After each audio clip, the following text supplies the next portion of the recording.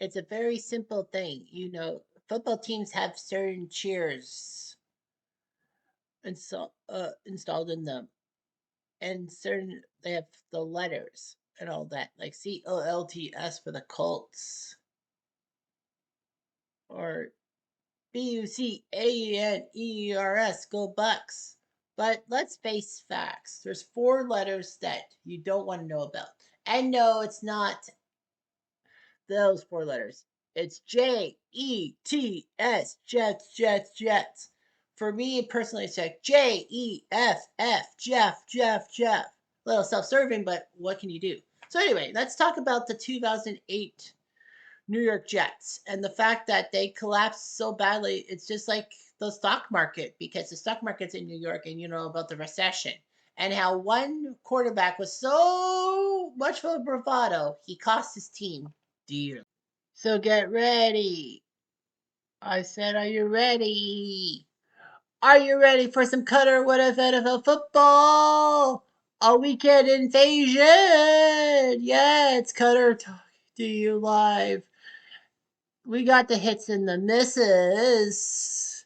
So come join me for all the fun. All the rowdy fans come in. It's the weekend, y'all. Are you ready? Yeah, let's do this, baby. Yes. So let's talk about the Jets and all that. I know they're division rival to my Pats and all that, but the Jets were formed in the American Football League, like most teams, as the New York Titans and all that. See, Tennessee did not have the Titans name first. It was New York. They were pretty good. They played at Shea Stadium, and then they decided to change their name to the Jets because Titans didn't seem that big. And they decided to go with Jets because, how Shea Stadium is right near the LaGuardia Airport. So basically, they like to do it. And then it comes to the Jets, and they were okay. Of course, the planes flying over the stands at certain points really hurt your ears. The Jets were decent, but then in 1963 they pulled off a massive 65. They pulled off a massive coup, taking Joe Namath and signing him to a big $400,000 contract, much more than the NFL gave him. So Namath jumped to the AFL and brought the AFL some legitimacy. The University of Alabama star was just like that, a star. But, his passing the Don Maynard with George Sauer and Emerson Boozer also playing and all that helped the Jets be legitimate. And they shocked the Oakland Raiders to get to Super Bowl three. And we all know about Super Bowl three when they were 17 plus point underdogs to the Baltimore Colts, who only lost one game the whole season. And despite the fact that Johnny Unitas was hurt and Earl Morrall was the quarterback, the Colts still were that fantastic. Nobody thought they were going to do it. But Joe Namath decided to use his bravado and said, "We're going to win the Super Bowl. I guarantee it." Of course, there was bulletin board material. The Jets organization was not too pleased with it, but the joke was on the Colts. The Jets won 16-7, and guess what? They were the Super Bowl champions, not the pesky Baltimore Colts. And the AFL finally won a championship. A lot of people also said that it was rigged because, the AFL wanted to be legitimized and then have like a merger. But I doubt that highly. So anyway, the Jets had that one magical season, and unfortunately, that was all pretty much Namath is known for. Namath has had more interceptions than touchdowns, but he's still in the Hall of Fame because of Super Bowl three helping legitimize the AFL and bring the AFL to become the AFC, and then add three NFL teams to turn into that conference. The Jets in the '70s were really blah. In 1975, they had to share their football stadium with the Giants, the New York Giants, who were just off coming from the Yale Bowl. They were kicked out of Yankee Stadium when that had to be remodeled, so they went to the Yale Bowl and then to Shea Stadium, and not to mention that the New York Mets and New York Yankees had to play at Shea Stadium. The Yankees were booted to Shea Stadium because of the fact that Yankee Stadium had to be remodeled. And by 1976, Yankee Stadium was finally remodeled, and Shea Stadium lost the tenants. The Jets stayed, the Mets stayed. The Yankees went back to Yankee Stadium, and the Giants would go to Giant Stadium in New Jersey. I mean, the Jets were decent in the 80s. They had a few playoff runs in the 1980s, but couldn't do anything. But then they decided for years and years and years to make some draft mistakes. Johnny Lamb Jones as wide receiver, it didn't work out that way. They took Ken O'Brien in that famous quarterback draft of 1983 when they could have taken Dan Marino, among others. So that was terrible. They once drafted Kyle Brady, a tight end, even though that the Jets probably would have want Warren Sapp. Those fans in '95 wanted Warren Sapp because he was sliding down the board, and then the Jets took Kyle Brady because, and people said, "Oh, they're going to have all these tight ends. Boomer Esiason can't throw the ball anymore." So anyway, the Jets made several draft snafus and all that. Needless to say more. So the Jets in the '90s were really blasé, but in 1994 they were looking pretty good. They had a highly anticipated game against the Miami Dolphins on home turf. The Jets were winning, and then Dan Marino decides to pull the fake spike out of his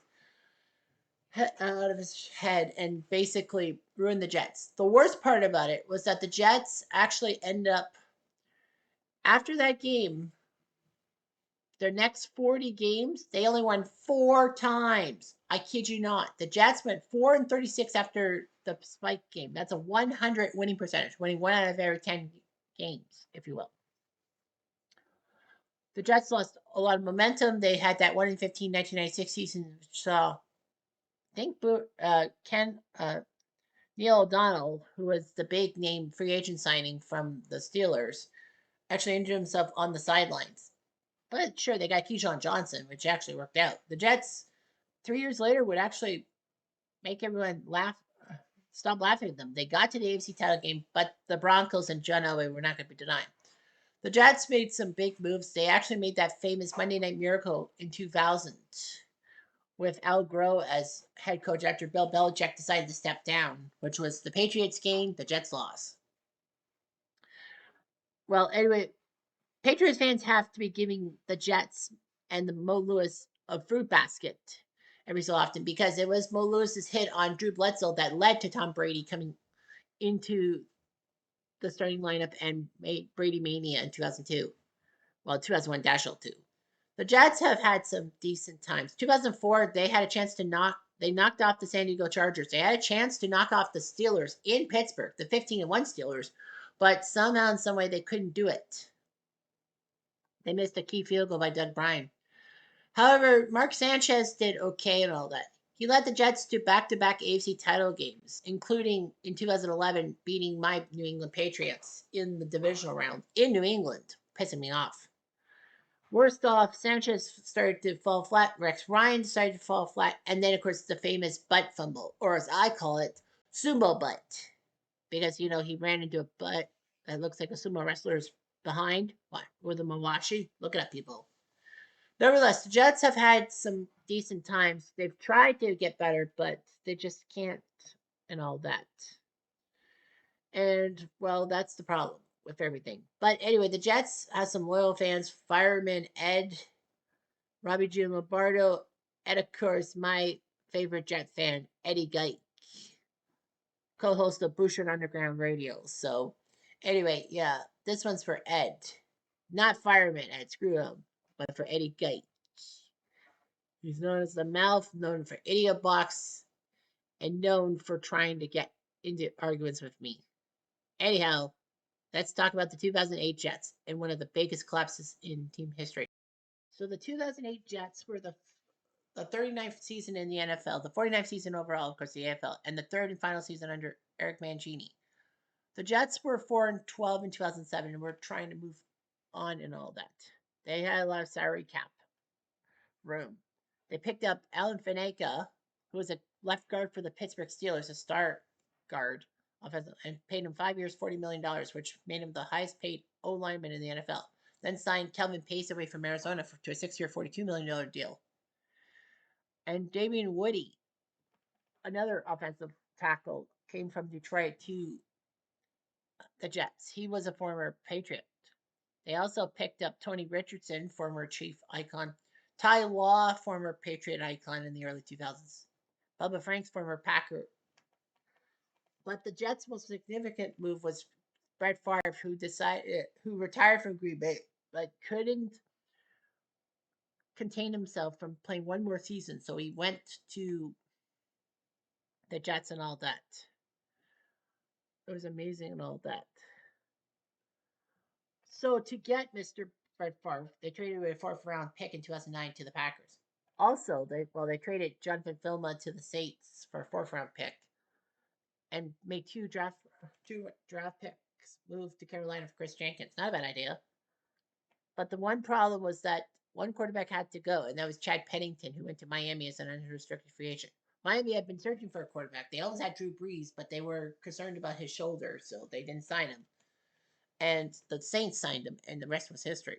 In the draft, they picked up Vernon Golston, a good defensive end from Ohio State. With the pick Green Bay gave them, they got Dustin Keller from Purdue. Eric Ainge, former Tennessee full quarterback, went to the Jets as well. The Jets had Brett Favre start at quarterback with Kellen Clemens and Brett Ratliff backing him up. Eric Ainge actually ended up on the reserve was Jesse Chapman. I think he played in the CFL, didn't he? Well, Danny Woodhead, former Patriot, well, future Patriot, and all that. But anyway, Thomas Jones and Leon Washington were the star running backs by Tony Richardson at running back at fullback. Wide receivers: Laverius Coles, Jericho Cotchery, Brad Smith, former quarterback from Missouri, and Wells Wright, the main guys. Tight end: Bubba Franks and Dustin Keller and Chris Baker. Offensive line of note: Alan Finega, DeBurkasa Ferguson, Nick Mangold, Robert Turner, and Damien Woody. Defensive linemen of note: Sean Ellis, Chris Jenkins, C.J. Mosley. Linebackers of note: Vernon Golston, David Bowens, Calvin Pace, and Brian Thomas. Defensive backs of note: Ahmad Carroll, Ty Law, Dwight Lowry, Hank Patat, Darrell Revis, Kerry Rhodes, and Eric Smith. The kicker was, well, Jay Fiedler was the kicker for a while, and then it went to Mike Nugent with Reggie Hodges as punter. So, anyway,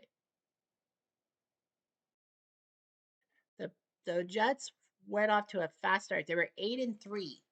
Yeah, they lost to the Patriots, Chargers, and Raiders, but no big deal. I mean, like, after the Raiders lost, they were 3-3, but they beat the Chiefs, Bills, Rams, Patriots in New England of all things, and the Titans. But of course, against the Patriots, they didn't have to face Tom Brady because Tom Terrific was injured thanks to that damn hit by that Kansas City guy. I can't remember his name, or nor do I want to. So unfortunately, they had an 8-3 start. Good news. The bad news is that Brett Favre was suffering with an injury. And gamer as he is, and a little bit too much bravado, he kept going on. They lost to the Broncos and Niners. They beat the Bills to go 9-5. They lost to Seattle in Seattle, and then they had a final day game against the Dolphins. It was a 4 o'clock game, if I remember right, because the Bills and Patriots had the 1 o'clock game, and the Pats beat the Bills, which meant that if the Jets beat the Dolphins, then that would have given the Patriots the division at 11-5, and the Jets, I think, would have snuck into the playoffs ahead of the Dolphins. So they were entertaining the Dolphins. The only problem was the Dolphins quarterback was Chad Pennington. And yes, revenge is so very, very sweet, as Cartman would say. And it was a 24-17 Miami win. Not only did that ruin the Jets and get them out of the playoffs, it got the Dolphins to the division, and based off of the tiebreaker, based off of conference record. And not only put the Patriots out of the AFC East title for the first time in a while, but it meant that the Patriots wouldn't even make the playoffs. With 11 wins, the Ravens won on the final day to get to 11 wins and beat the Patriots on conference mark as well. So the Patriots would be out of it.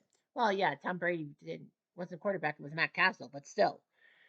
But a silver lining for the Patriots. I know this is a Jets video, but the Patriots, this was the last time they lost the division until 2020. So yeah, that was just like humongous. Yeah. Yeah. So anyway, the Dolphins went from 1-15 to 11-5. It was just amazing and all that. And the Dolphins beat the Jets in New York. And Genie would get fired. And obviously that would ruin things for Jet fans and Patriot fans. But nevertheless, let's talk about what if the Jets did make the playoffs somehow in some way and beat the Dolphins. So what would have happened is, the Jets would have won, snuck in ahead of Miami for the playoffs, and the Patriots would have won the division. So the Patriots would be the 3 seed because the AFC East winner was the 3 seed. The Jets would have snuck in as the 6 seed. So the Jets would play the Patriots as number 6 against number 3 New England. And in the end, it was nothing there. Goskowski kicks a field goal after the first play, 11 play, 62 yards to make it 3-0. And then Jay Feely kicks a field goal to tie it at 3. No score in the second quarter. The third quarter saw Feely kick the field goal to make it 6-3. So somehow they were going to take New England further. And Favre hits a Cotchery in the end zone for a touchdown to make it 13-3. And then a field goal made it 16-3. So the Patriots got their butts handed to them. Only one touchdown, Favre to Cotchery. Thomas Jones was named player of the game. Jets were 7 for 13 on efficiency. Pats 5 for 12. 176 rushing yards for the Jets, 148 for the Pats. Passing 254, 194 for the Jets. Thomas Jones 159 yards on the ground. No touchdowns, but still. Favre went 22 for 28, 259 for a touchdown. Castle 13 for 22, 4 with 2 interceptions. One to Abram Elam, one to David Bowens. Feely made from 28, 26, and 27. Missed from 43. Goskowski made from 40. That was the only field goal. So the Jets would have played the 1 seed, and that, I believe, was Pittsburgh, right?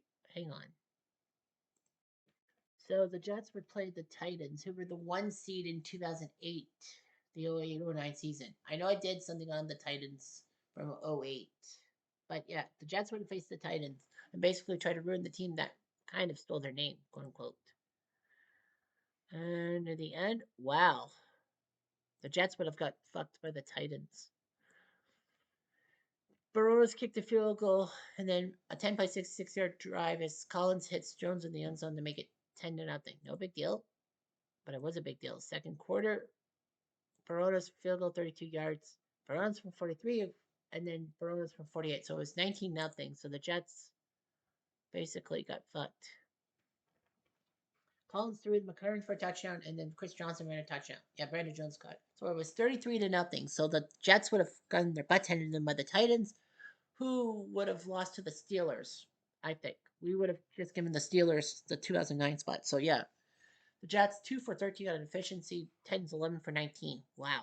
Rushing yards 55 to 202. Passing yards not that great. Jones 37 yards after his 165 the previous week. Chris Johnson 116.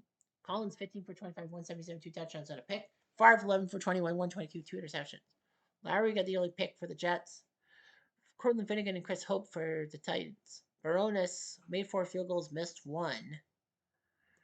So anyway, yeah, the Jets would have been screwed over 6 ways from sundown. So be glad for your blessings. Anyway, I'm Jeff Diamond. Adieu.